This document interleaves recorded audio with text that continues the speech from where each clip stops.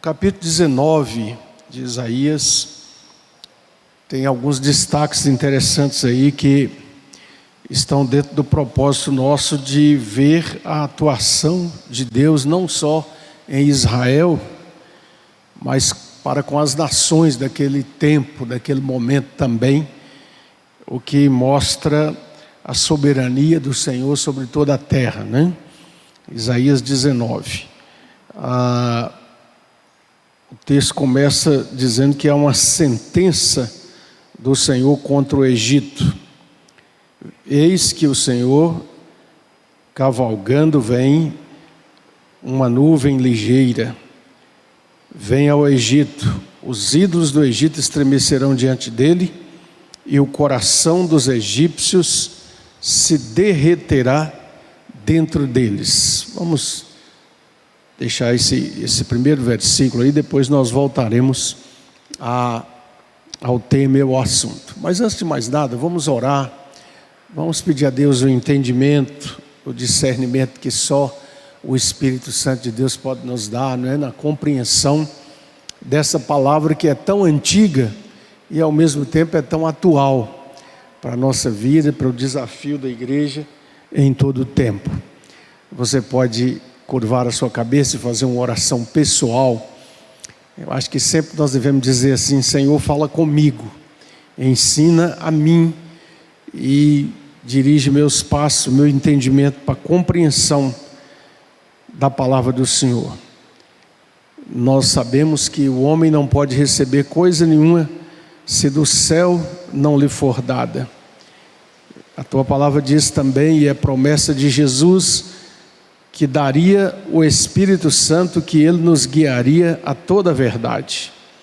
Então nós te pedimos mais uma vez o entendimento e o discernimento da verdade, para que possamos ser edificados, preparados para o enfrentamento do tempo presente.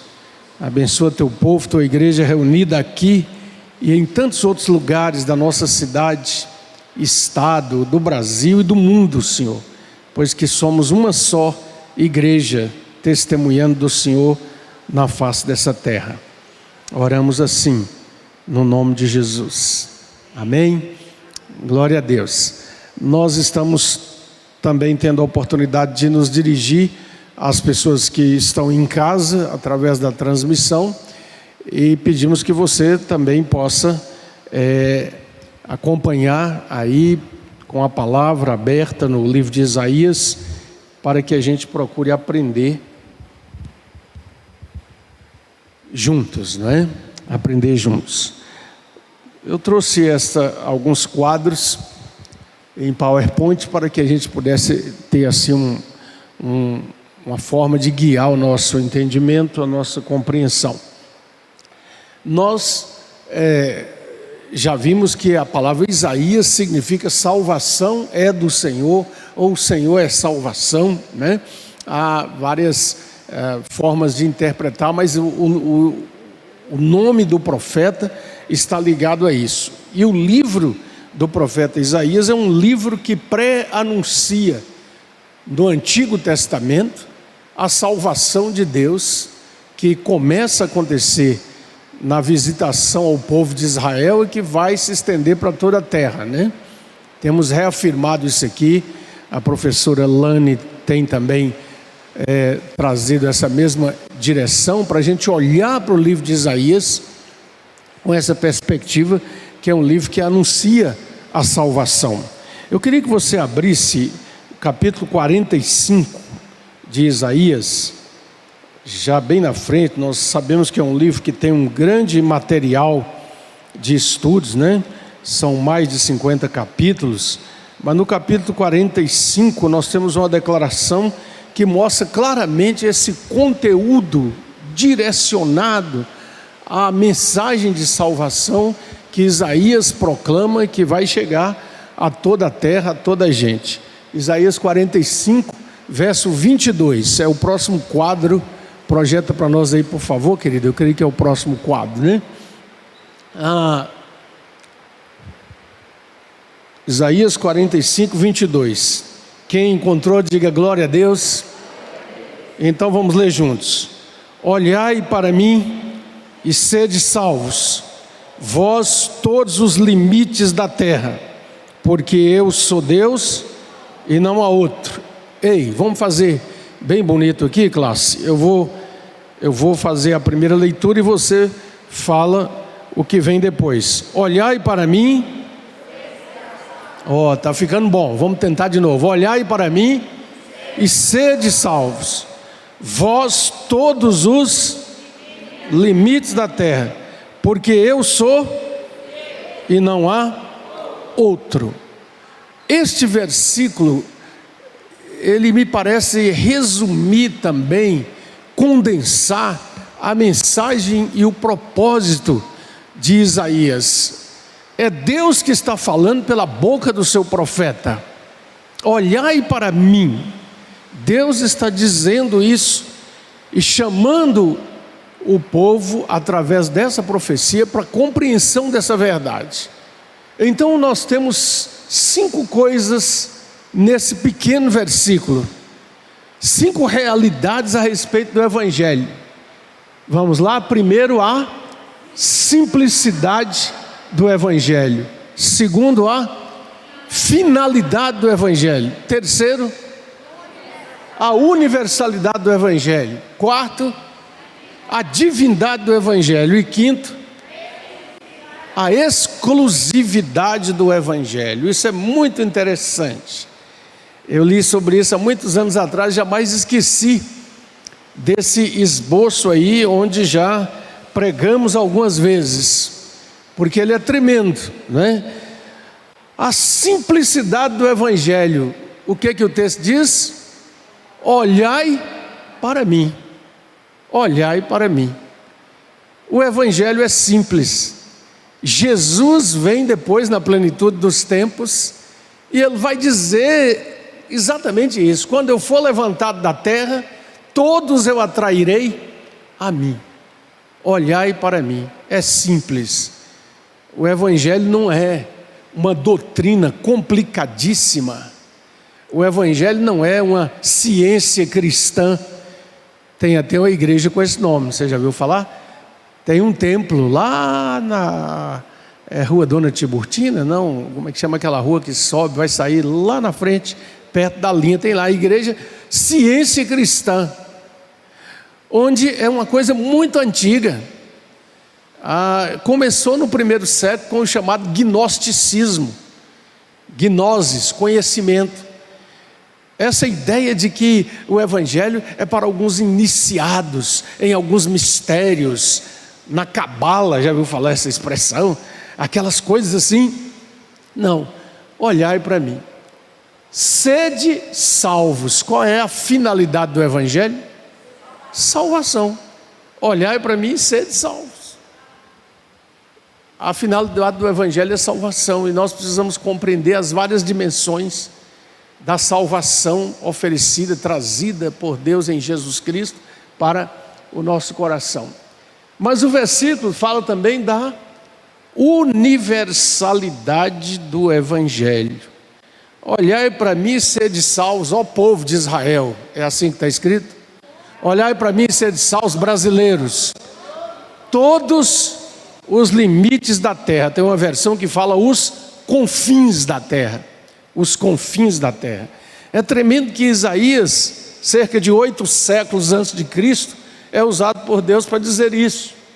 Porque no tempo que Isaías escreveu isso, nenhum israelita, nenhum judeu achava que o seu Deus, o Iavé, do qual o pastor Marcos pregou minutos atrás, seria compartilhado com outras nações. Ele era o Deus de Israel. Mas aí Isaías está dizendo: vós todos os confins da terra. E quando Isaías fala isso, o mundo de então era muito limitado, né? Estava ali na região da África, do norte da África, da Palestina. Mas logo depois, no desenrolar da história, nós vamos ver Jesus vindo, e o apóstolo Paulo, usado pelo Espírito Santo de Deus, diz que ele vem na plenitude dos tempos. E aí o Evangelho chega a toda a terra. É algo que nós devemos sempre pensar irmãos e irmãs. Nós somos estudantes da Bíblia, alunos e alunas de uma escola bíblica, e nós precisamos pedir a Deus essa compreensão, esse entendimento mais amplo dessa universalidade do Evangelho.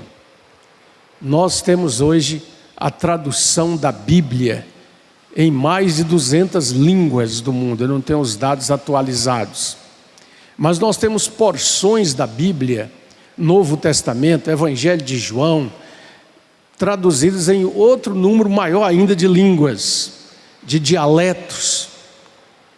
Se você quiser conhecer um pouco sobre o desafio que é isso, pesquisa um dia lá sobre a Sociedade Wycliffe. É uma sociedade criada desde o século passado, que se dedica totalmente à tradução da palavra de Deus nas várias línguas, né? Foi muito maravilhoso quando o pastor Ronaldo Lidório nos falou que finalmente, depois de muito tempo, ele conseguiu traduzir o Evangelho na língua dos concombas lá da África. E é uma narrativa de como foi a viagem que eles fizeram para levar essa tradução até a África, né? E foi um momento, ele não traduziu todo o Novo Testamento, me parece que foram primeiro os evangelhos de Lucas, Marcos e Lucas. E os concombas, que tem um dialeto todo específico, acabaram tendo acesso à palavra de Deus. Eu não me lembro mais qual é o livro que o Lidório conta essa história. E é muito interessante porque, inclusive, a gente não pode esquecer da luta espiritual, da resistência que sempre há contra o Evangelho. Na viagem que Ronaldo Lidório foi para levar essa tradução, ele foi atacado por abelhas. Lembro dessa história? Quem sabe alguém leu sobre isso, né?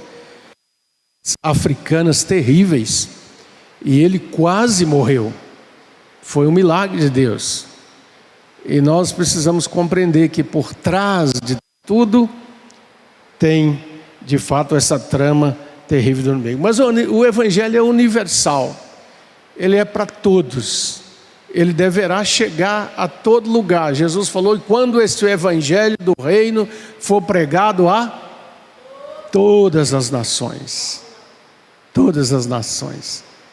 É interessante quando a gente olha o conteúdo profético dessas palavras, porque naquela época, quem escutasse diria: mas é muito fácil. As nações são essas aqui. Naquele tempo já se ouvia falar de alguma coisa, alguma civilização lá na Índia, na China, mas a Europa era um lugar selvagem, e não se imaginava quantas nações haveriam no mundo, né? Mas todas as nações. Depois a divindade,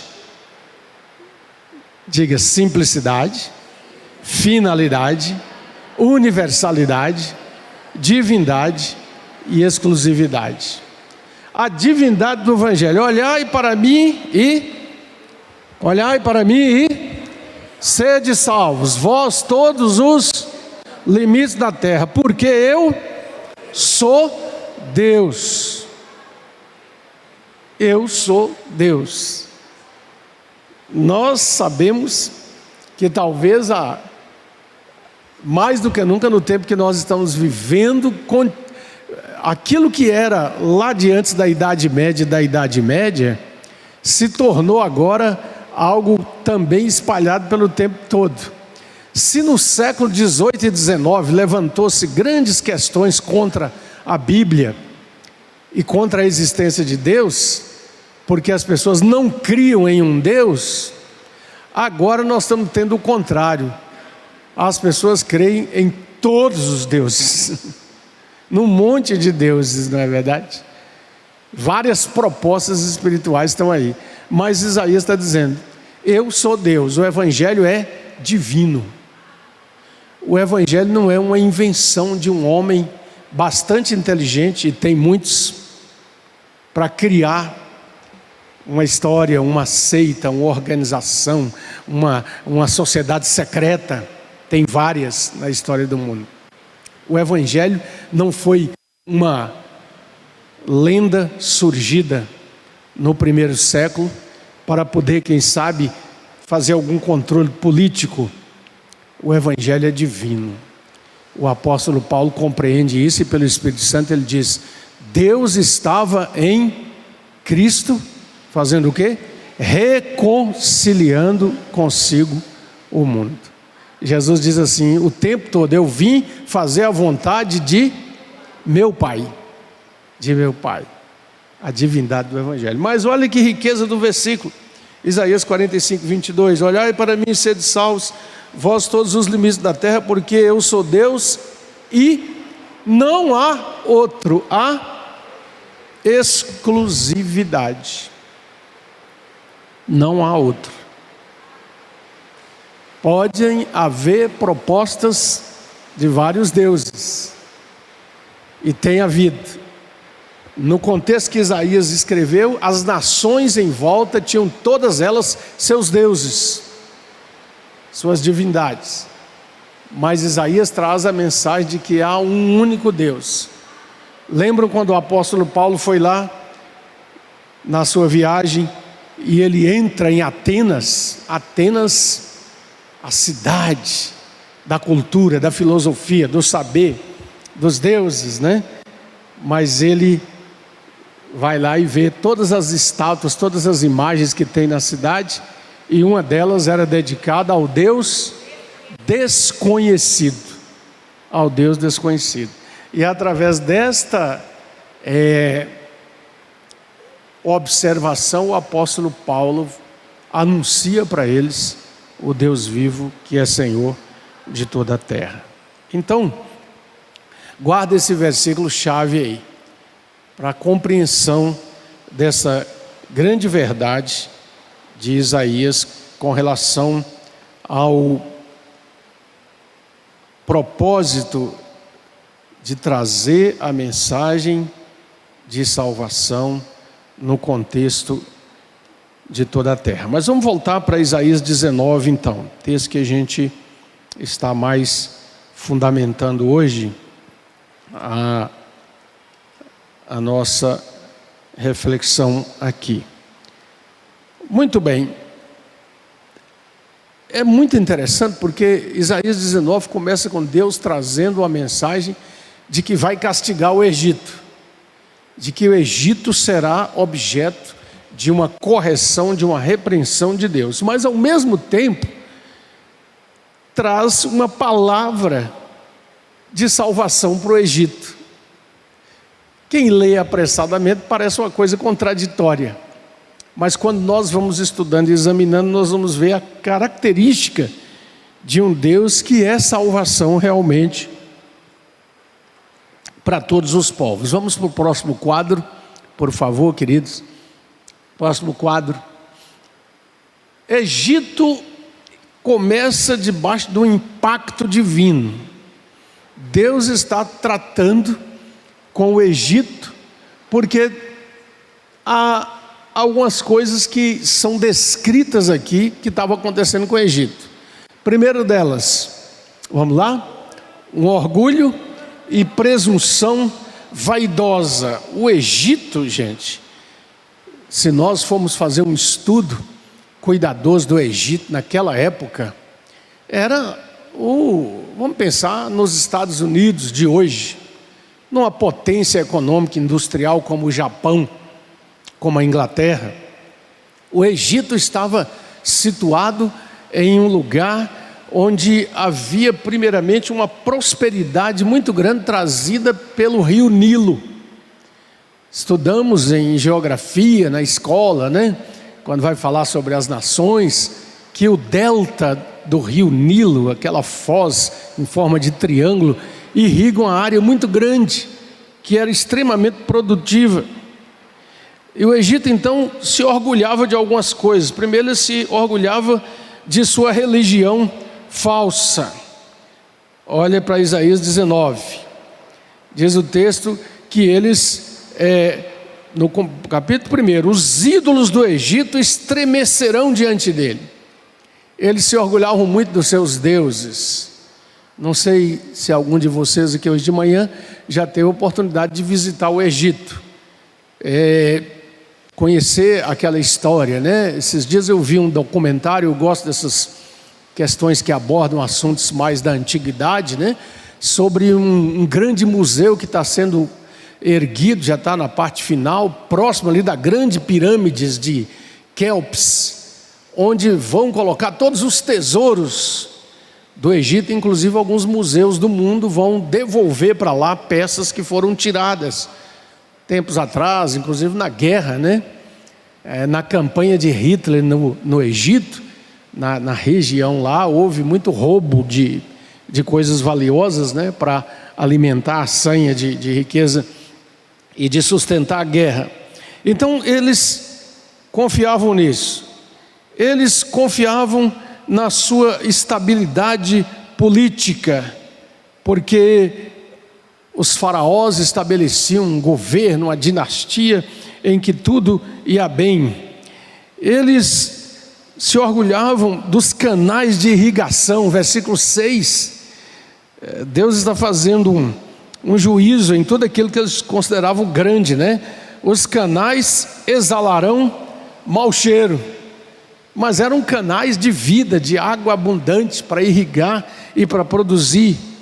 O Egito orgulhava que ele tinha materiais de exportação para o mundo daquela época. Versículo 8, consternar-se-ão os que trabalham em quê? Alô, alguém está comigo? Versículo 8, versículo 9, pastor, né? Aí lembrei do pastor Neto ontem, né? Consternar-se-ão os que trabalham, versículo 9, em linho fino, e os que tecem panos de algodão.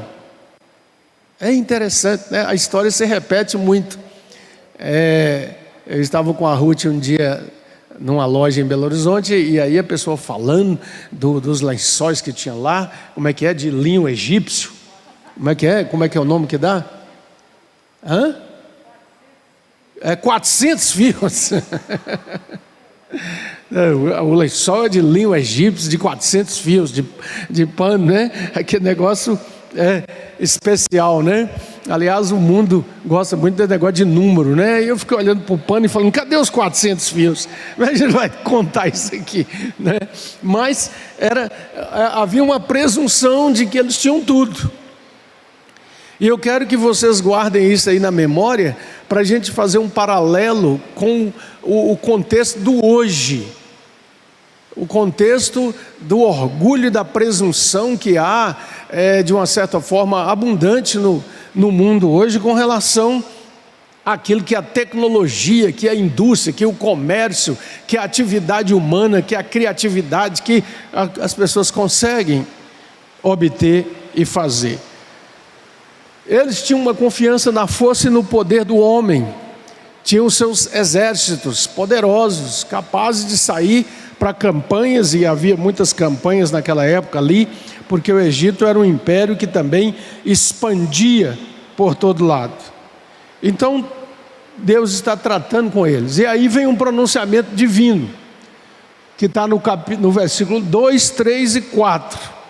2, 3 e 4. O Senhor diz, eu farei. O Senhor diz, eu anularei, no versículo 3, e no versículo 4, eu entregarei. Perceberam aí? Farei, diga farei, anularei, entregarei. Eu farei com que os egípcios se levantem contra os egípcios, cada um pelejará contra o seu irmão, cidade contra cidade, reino contra reino. O espírito dos egípcios se esvaecerá dentro deles, e eu anularei o seu conselho. Eles consultarão seus ídolos, encantadores, necromantes e feiticeiros, mas nenhum poderá guiar e trazer uma palavra correta. E depois diz que ele vai entregar, eu entregarei. Então há uma ação de Deus aqui contra o Egito. Mas é interessante porque Isaías 19 vai descrever que há algo que acontece. Os egípcios recebem a mensagem e há um caminho de conversão. Aqui nós temos a abordagem da lição hoje, para a gente ver os sinais de Deus trabalhando numa nação e fazendo com que essa nação se volte para Ele. Então vamos para o nosso próximo quadro, por favor.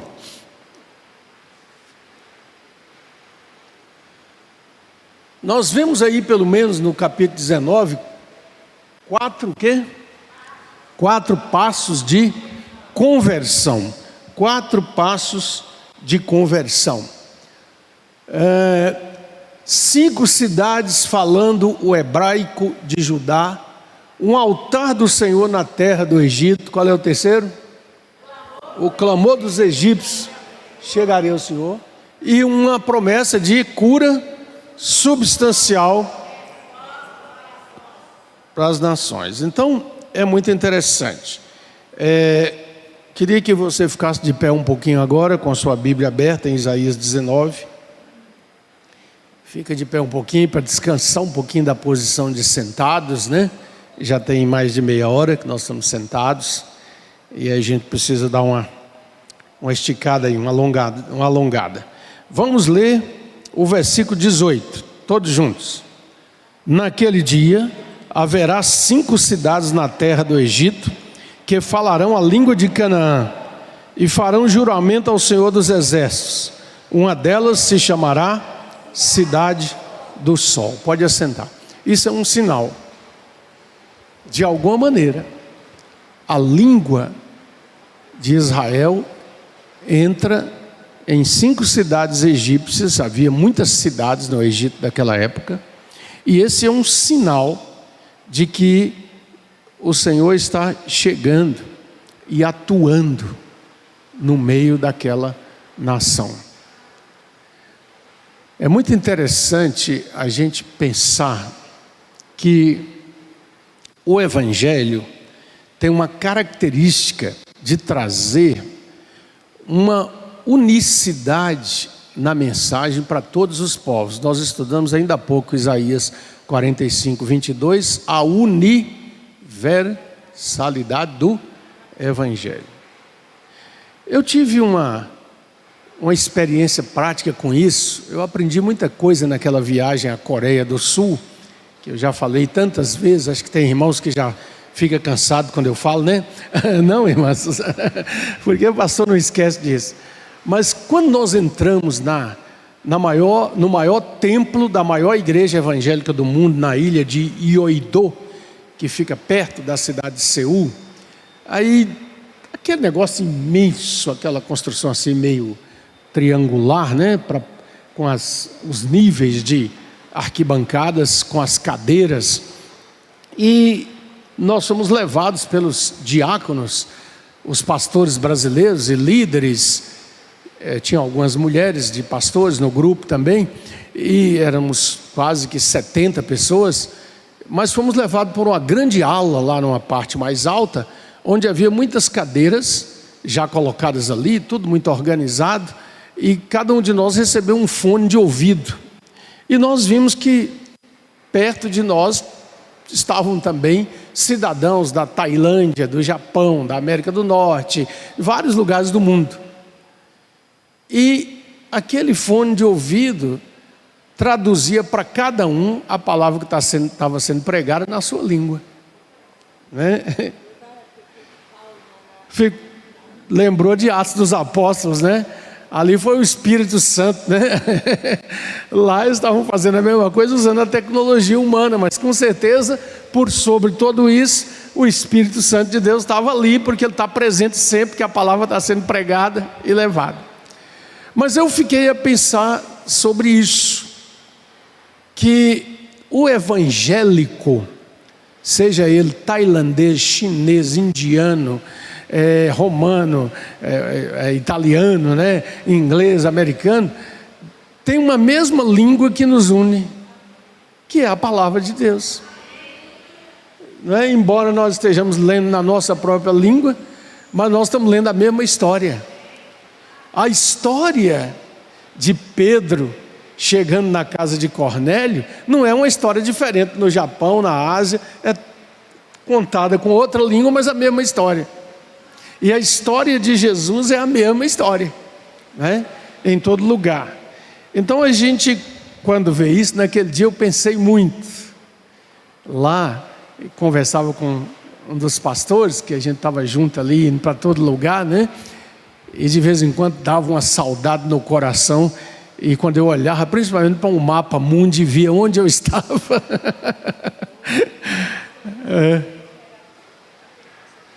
Sim, faleceu recentemente, o Dave Yangshu, o Paul Yangshu, né? Eu teve alguns dias nessa viagem lá, que eu me sentia como o ET. Quem lembra do filme ET, o extraterrestre? Já viu aquele filme? Aí quando o ET está lá assim, ET, saudade de casa. Que estava a 10 milhões de quilômetros, né? Mas eu pensei numa coisa, que Apocalipse fala naquele dia em que estarão reunidos povos, línguas e nações, todo mundo de toda parte, diante do trono, que serão um só povo, né? Agora diante do Senhor. Então há uma declaração que também haveria um altar do Senhor em plena terra do Egito, versículo 19, nós estamos no 19, ei, está comigo? 19, naquele dia o Senhor terá um altar no meio da terra do Egito, e uma coluna se erigirá ao Senhor na sua fronteira, e ele será de sinal e de testemunho ao Senhor dos exércitos na terra do Egito. Ao Senhor clamarão por causa dos opressores, e ele lhes enviará um salvador e defensor que os há de livrar. Um altar do Senhor na própria terra do Egito. E então uma promessa de cura de Deus também sobre a nação dos egípcios. Na sua Bíblia, qual o versículo? Versículo 20.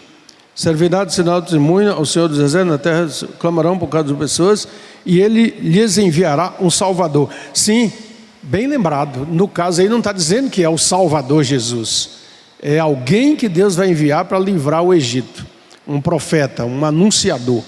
Foi bem lembrado. Por isso, aluna atenta, viu? Eva, parabéns.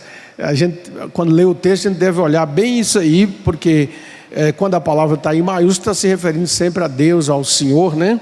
Quando está em minúsculo, aqui na verdade é uma promessa de que o Senhor vai dar a conhecer a eles através de alguém. E Isaías exerce um pouco desse ministério profético para com o Egito e para com outras nações.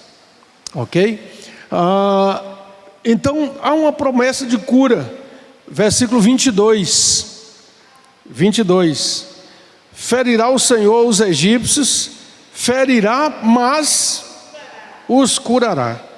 Converter-se-ão ao Senhor e ele lhes atenderá às orações. Interessante. Aquele povo que consultava os necromantes, feiticeiros, adivinhadores e deuses falsos, vão aprender a orar ao Senhor. Então o capítulo termina com uma palavra muito interessante de ação de Deus abençoando todos os povos. Naquele dia Israel será o terceiro com os egípcios e os assírios, uma bênção no meio da terra, porque o Senhor dos exércitos os abençoará dizendo, vamos lá, bendito seja o Egito meu povo, e a Assíria obra de minhas mãos, e Israel minha herança. Interessante. É um texto que mostra uma abrangência da obra do Evangelho nas nações que não são a nação de Israel. Muito bem, gente. Tudo isso nos leva a pensar na aplicação direta para o contexto do nosso tempo, dos nossos dias. E aí nós temos mais um quadro. Pode passar para nós, por favor, meu irmão?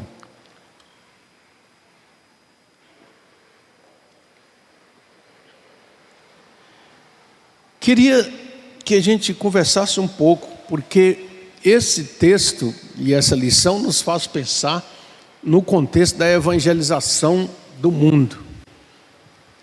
Nós, do ponto de vista da revelação de Deus, estamos vivendo qual aliança? A nova aliança. O que é a nova aliança? A bênção de Abraão agora está chegando a toda a terra, a todos os gentios. Então nós estamos no tempo da nova aliança. A aliança de Deus com Israel agora se estende a todos os povos, a todas as nações. Muito bem, nós vimos aquela palavra de Isaías 45, 22 e 23, volta de novo, nós ficamos no 22, mas eu queria que nós fôssemos no 23. O 22 é um versículo bom para a gente decorar, viu? Vamos lá, olhai para mim, sede salvos, vós todos os confins da terra, porque eu sou Deus e não há outro. Mas o 23 diz assim: por mim mesmo tenho jurado, da minha boca saiu o que é justo, e a minha palavra não tornará atrás. Diante de mim se dobrará todo joelho e jurará toda língua. Marca aí e vamos para Romanos 14, 11. Romanos 14, 11. O apóstolo Paulo está escrevendo a sua grande carta aos Romanos e está falando sobre a necessidade da gente cuidar dos que são fracos na fé, ter um amor especial para não ficar discutindo opiniões que separam as pessoas, que ao invés de ensinar, criam brigas e contendas. E depois no versículo 11 ele cita Isaías, como está escrito. O que está escrito? Por minha vida, diz o Senhor, diante de mim se dobrará todo joelho e toda língua dará louvores a Deus. Louvores a Deus. Mas vamos também para Filipenses. E toda vez que a gente examina os textos paralelos, nós estamos vendo esta coerência da Bíblia, né? Filipenses 2, 10 e 11. Filipenses 2, 10 e 11. Gálatas, Efésios, Filipenses, achei. Paulo está falando sobre o exemplo de Cristo, né? Na sua humilhação, e então ele vai dizer no versículo 9, 10 e 11: pelo que também Deus o exaltou sobremaneira e lhe deu o nome. O que acontece com esse nome? Está acima de todo nome, para que ao nome de Jesus se dobre todo joelho nos céus, na terra e debaixo da terra, e toda língua confesse que Jesus Cristo é o Senhor, para a glória de Deus Pai. Tem uma palavra aqui de Isaías para se cumprir em toda a terra e em todo o tempo. Mas eu quero que vocês parem um pouquinho para refletir comigo, como alunos, como nós estamos procurando aprender, não é? Eu até queria passar para vocês escreverem isso, mas deixa para outra oportunidade, não preparei os papeizinhos. O que você espera? O que você vislumbra sobre esta terra daqui 20 anos? Para pensar um pouquinho aí, cada um. Como será a vida daqui 20 anos? Antes a gente falava 50, 100, né? Mas hoje parece que o negócio está tão acelerado, né? Como será a terra? Outra pergunta para você pensar: quem tem hoje o poder, a hegemonia sobre o que acontece nessa terra, de norte a sul, de leste a oeste? Quem que domina esse assunto, essa questão? Quando a gente olha para o passado, para as civilizações, nós vamos encontrar esse império do Egito governando tudo, decidindo tudo que vai acontecer. Pois nós vamos encontrar os impérios que vêm depois, né? E o livro de Daniel é muito interessante: Babilônia, a Síria, e sempre havia lá alguém, né, um homem, Nabucodonosor, Assurbanipal. Aí você chega no Império Grego, que é de curta duração, mas tem um poder tremendo, né? Alexandre o Grande, que morre sem deixar filhos, e aí o império fica com seus 4 generais, e cria toda aquela situação que permite a Roma tomar conta de tudo, e aí vem o Império Romano e domina sobre a terra. A vontade e as coisas que aconteciam na terra estavam sob o domínio do imperador romano, e ele era tão poderoso que ele se intitulava mesmo Pontífex Divinos. Essa palavra, né, que o Papa atribui a si, a Igreja Católica atribui ao Papa, era do imperador romano. Pontífex, aquele que faz pontes, e ele era adorado como Deus, alguns dos imperadores romanos. E aí o grande problema da perseguição contra os cristãos foi porque eles afirmavam: César é Deus, César é Senhor, e os cristãos diziam: Jesus Cristo é o Senhor, né? E pronto. E aí eu vou para a perseguição, para a morte, mas não vamos nos dobrar diante de César, reconhecer ele como Deus, reconhece como autoridade, como princípio. Mas quem tem a autoridade no mundo hoje? Quem manda no mundo hoje? Algum de vocês tem alguma sugestão? Quando eu falo no sentido humano, eu estou dizendo, não é no sentido, vamos dizer, político, mas vamos dizer mais do que político, porque para mim, mais do que o político, o econômico está sendo o poder que toma conta de tudo, né? Quem manda no mundo? Será que mandam? Será que o presidente americano? Será que o nosso amigo lá, Xi Jinping? Aí Ruth fala assim: eu não confio nesse homem, ele não olha para a gente quando está falando. Vocês já viram as entrevistas dele? Pensa bem, gente, tem o poder econômico, mas nós precisamos compreender alguma coisa que está por trás, que o Evangelho sempre nos mostrou. Dia desses eu via um jogo de futebol à noite. Não vou falar nada do Galo, viu, Rogério?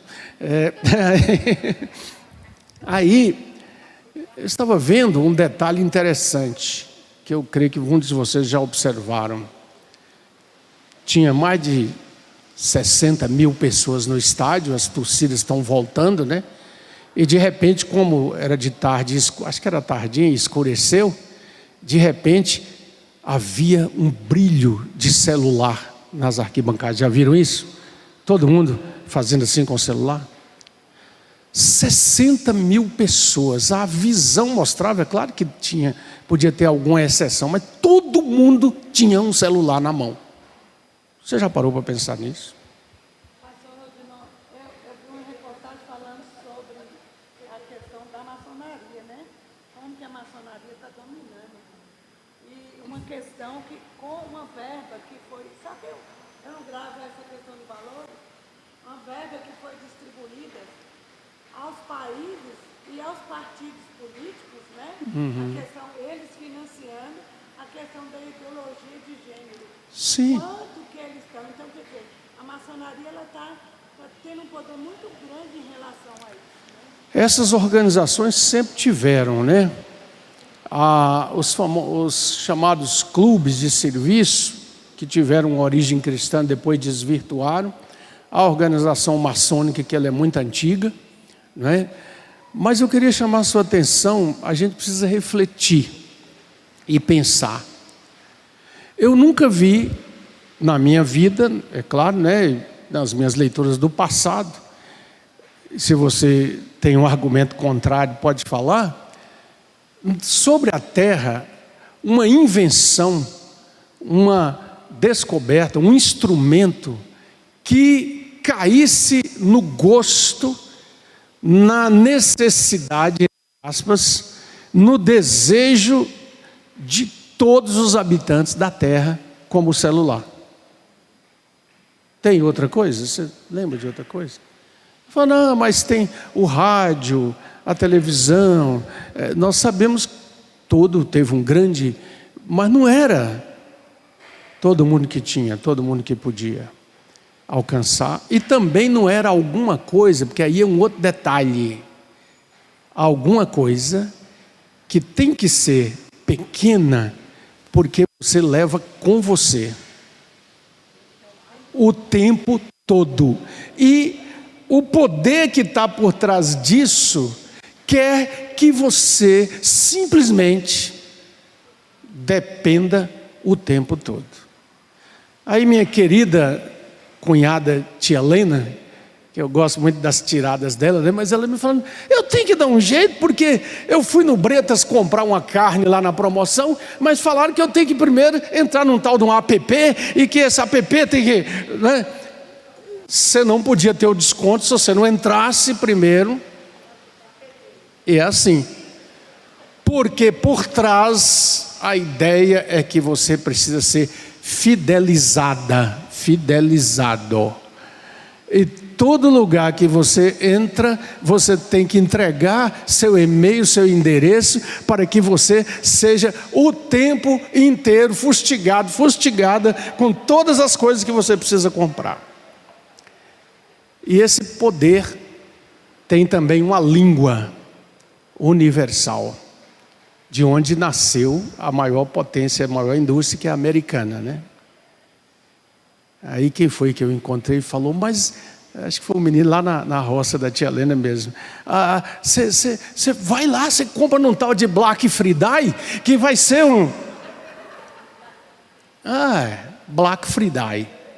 Né? É trem de fritar, como é que é? Né? Mas, vocês já notaram?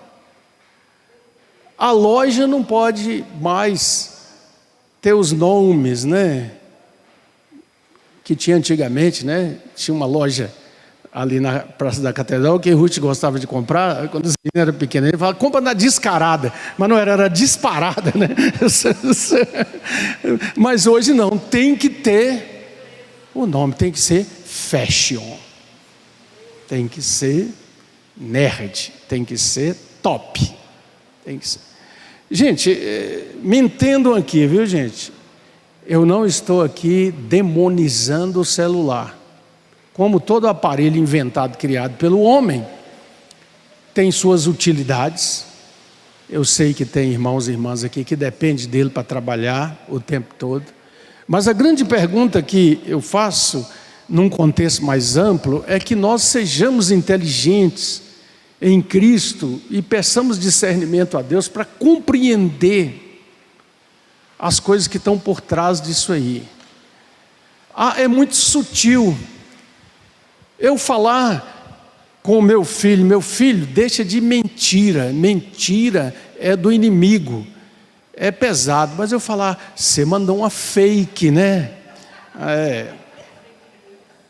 É uma fake. Não, foi só uma fake.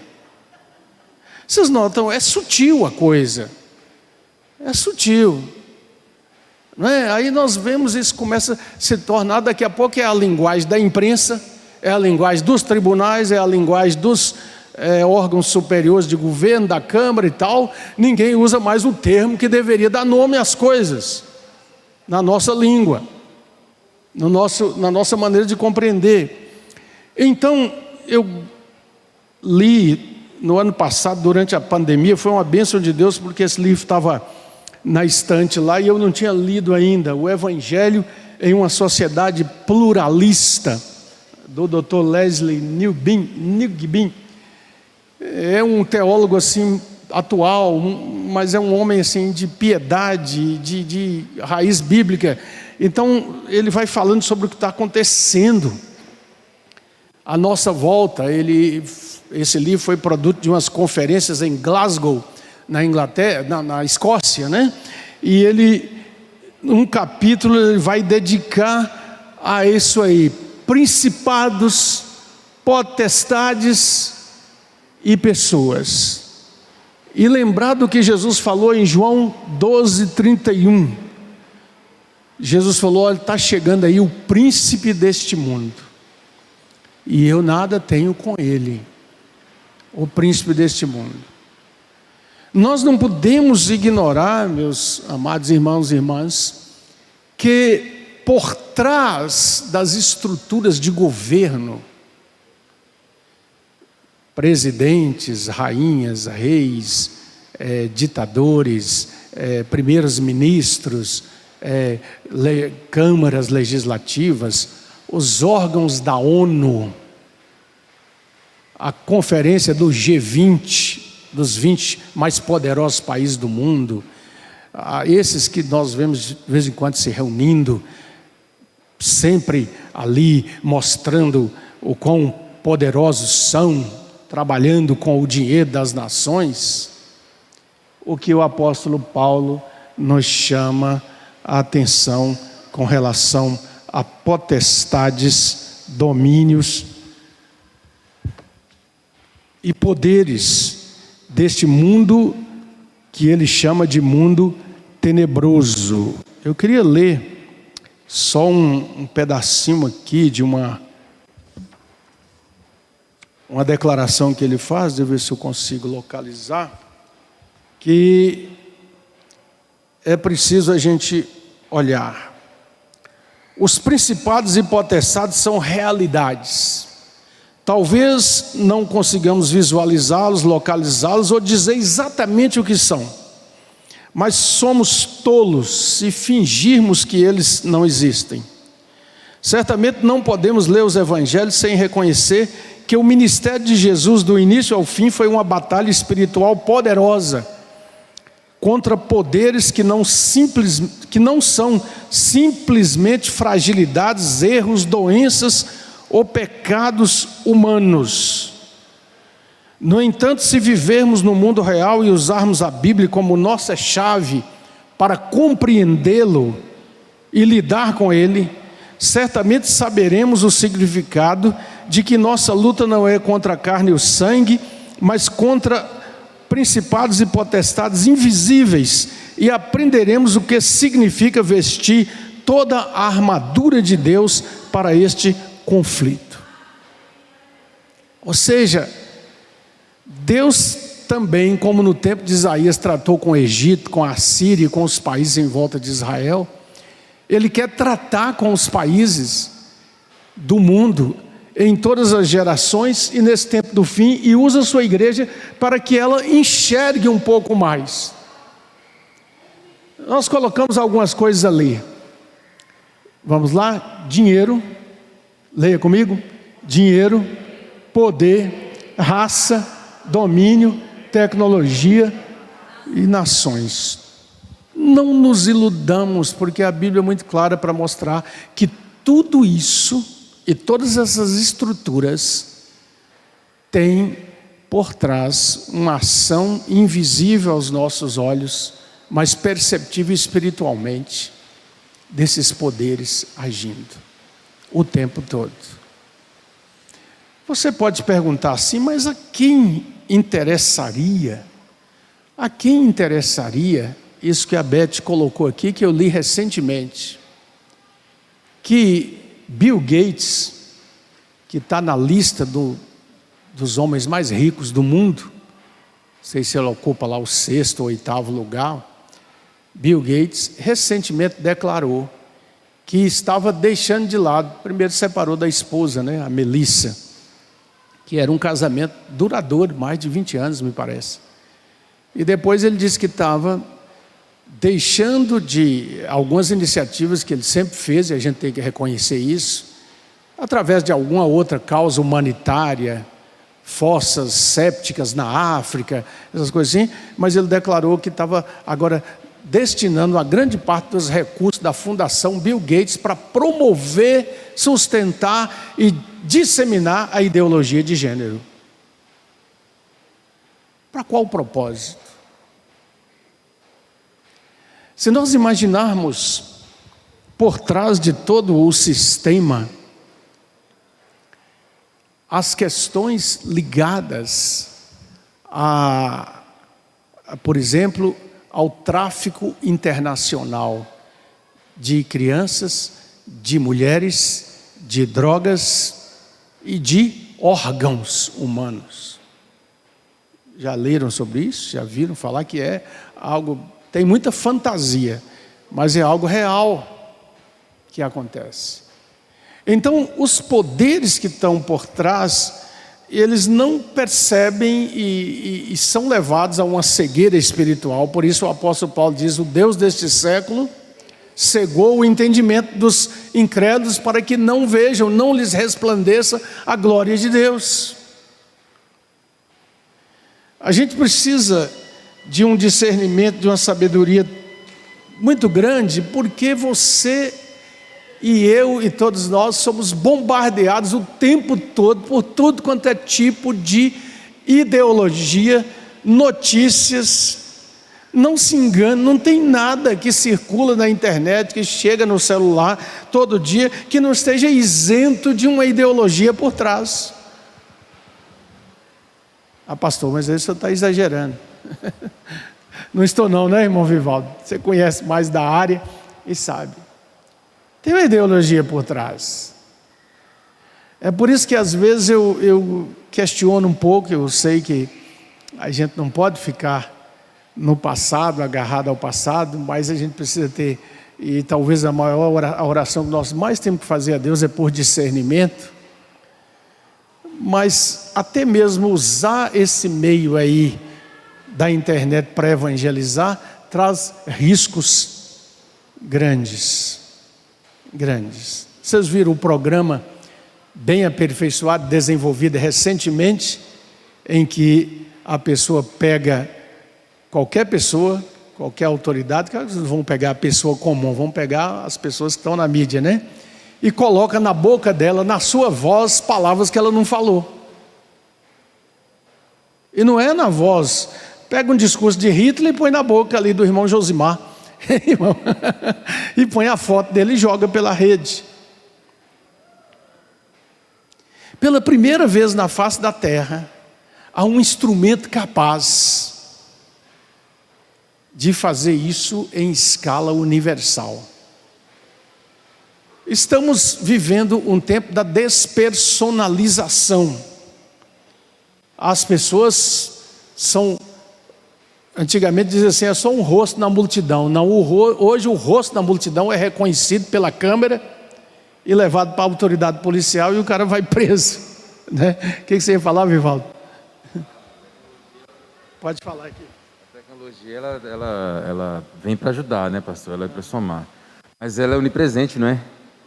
Então o princípio que ele pode estar usando para atingir todo mundo e de certa forma está sendo, é uma delas, né? Então a onipresença já está aí. Entendeu? E o irmão está usando uma palavra que é interessante. A gente sabe que onipresença é um atributo do nosso Deus, né? Mas de alguma maneira nós estamos vendo as coisas, vamos usar entre aspas, onipresentes, os fatos divulgados na hora. A grande expressão da década passada, que a gente falava assim com a boca cheia, online, eu estou online, né? Tudo em inglês, né? Antigamente era perigoso estar online em cima da linha, né? Sai de cima da linha que o trem te pega, né? Agora não. Então nós podemos usar o provérbio hoje em outro sentido. Porque, queridos, e para não deixar a coisa no ar, né? Nós temos que lembrar de novo do versículo de Isaías 45, 22. Olhai para mim e sede salvos, vós, todos os confins da terra, porque eu sou Deus e não há outro. A simplicidade do Evangelho. Ontem eu falei aqui, tivemos uma reunião maravilhosa aqui com os casais, o pastor Neto, um servo de Deus que eu conheço há muito tempo, e eu falei com a Ruth, que bom que ele falou com simplicidade, e não trouxe nenhuma fórmula grandiosa, não, a palavra de Deus. Maridos, amai vossas mulheres, mulheres respeitem seus maridos, a questão da gentileza, da bondade, do amor, do compromisso e tudo mais. Mas eu diria para você, e não quero ser omisso, ainda que você não aceite totalmente o que eu vou dizer, mas eu acho que mais do que nunca, nós precisamos, cada um de nós, avaliar diante de Deus até que ponto eu já entrei nesse negócio e já me deixei seduzir por essa tecnologia. Até que ponto eu estou administrando a minha conexão. As propagandas todas que eu vejo de vez em quando na TV e por aí, de todo lado, né? Você totalmente conectada. Você conectado o tempo todo. E parece uma coisa maravilhosa. E aí eu vejo os discursos dos políticos. E o discurso da imprensa, os âncoras lá da televisão, dos jornais. Não, porque grande parte do Brasil ainda não está conectada. Coitadinhos que estão lá na roça. Eles estão na roça, trabalhando, vendo o milho nascer, o pintinho ali da galinha, olhando o pôr do sol. Miseráveis deles, não tem uma conexão para entrar dentro de casa e não sair mais. É o discurso que está aí sendo vendido para nós. País desenvolvido é 100% conectado. Que absurdo! Nós ainda não temos o 5G.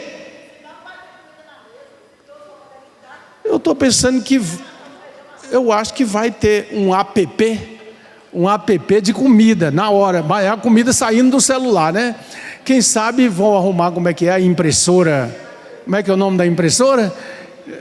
3D, né? E a impressora 3D vai imprimir um prato de feijão, você vai comer. Gente,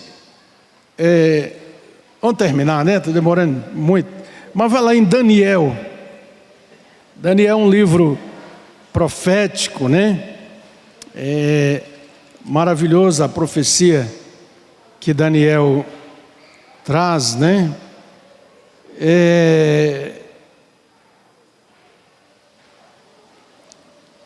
Tem umas coisas tremendas que Deus fala com Daniel.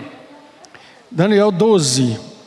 O capítulo é intitulado aí na versão atualizada como o tempo do fim.